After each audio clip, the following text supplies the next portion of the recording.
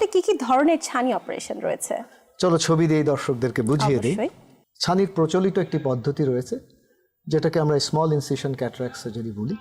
সেখানে ছানিটাকে আস্ত বের করে আনা হয়, 7 থেকে 10 মিলিমিটার জায়গা কাটতে হয়, ইনজেকশন লাগে, ব্যান্ডেজ লাগে, অপারেশনের পরে কালো চশমা পড়তে হয়। আচ্ছা। এর পরের ছবিতে আমরা দেখব ছানি অপারেশনের সবচেয়ে আধুনিকতম প্রযুক্তি হচ্ছে ফ্যাকো এমালসিফিকেশন। এখানে ছানিকে মেশিনের মাধ্যমে টুকরো টুকরো করে ভেঙে বা গলিয়ে আমরা বের করে নিয়ে আসি ছোট্ট একটা 2 মিলিমিটার ছিদ্রের ভেতর দিয়ে, এবং ওই ছিদ্রের ভেতর দিয়ে আমরা চোখের ভেতরে একটা নরম ভাঁজ করা লেন্স বসিয়ে দিই। ছবিতে লক্ষ্য করছো বাম দিকে centurion vision with OZil torsional technology from Alcon USA, এবং ডান দিকে লক্ষ্য করছো white star ice signature ellips phaco technology from Johnson and Johnson USA. আসলে বলছিলেন লেন্স বসানোর কথা, তো সঠিকভাবে লেন্সের পাওয়ার নির্ণয় করাটা আসলে কতটা জরুরি অপারেশনের আগে?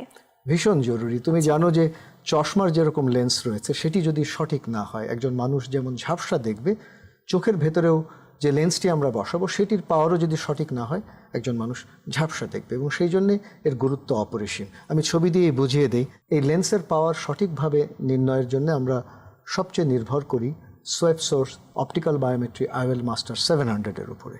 এর পরের ছবিতে দেখব আরেকটি আমরা অপটিক্যাল বায়োমেট্রি ব্যবহার করে থাকি আমাদের হাসপাতালে, সেটা হচ্ছে পেন্টাক্যাম AXL অপটিক্যাল বায়োমেট্রি।